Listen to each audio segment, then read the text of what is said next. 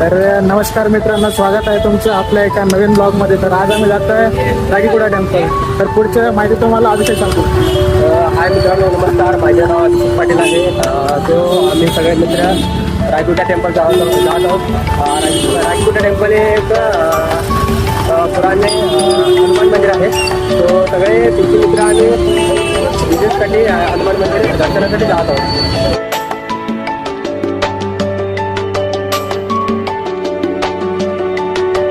तर मित्रांनो, आमचं दर्शन झालेलं आहे आणि खूप वेळ लाईनमध्ये थांबल्यानंतर सुंदर असं दर्शन झालेलं आहे. आम्हाला चांगल्या प्रकारे दर्शन भेटलेलं आहे. तर पुढचं तुम्हाला अभिषेक सांगतो. खूप भारी वाटलं, प्रसन्न वाटलं. परत आम्ही दर सकाळी येतो आणि 8:30लाही आरती असते.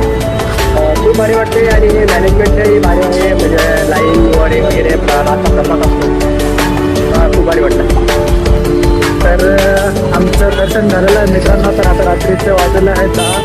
तर आमचं पिढीचं जेवण तर संपलेलं असेल.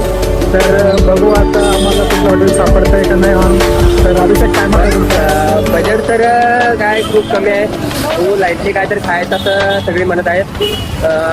जरा राघूला विचारू, काय म्हणता राघू? काय काय वाटतंय तुम्हाला? काय प्लॅन करावा?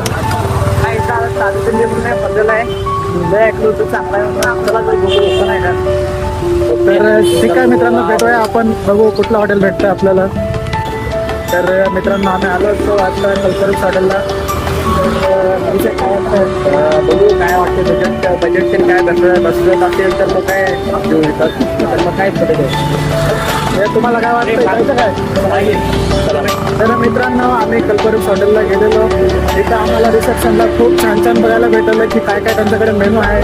पण ते अभिषेक ते मेनू बघायला गेलेला, पण त्यालाच माहिती होता रेट काय होते. त्याला विचारा.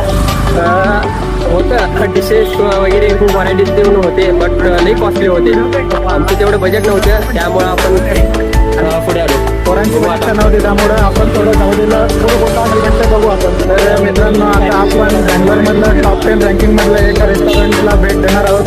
तर बघू तिथं आपल्याला कशा पद्धतीने भेट द्यायचं. तुम्ही बघू शकता हॉटेल कशा पद्धतीने दिसतंय.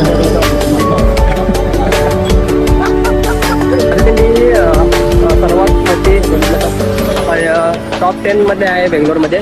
तर आपण राघूला पण विचारू कसे होते तुमचे, म्हणजे कसं वाटलं तुम्हाला? पण काय जास्त नाही.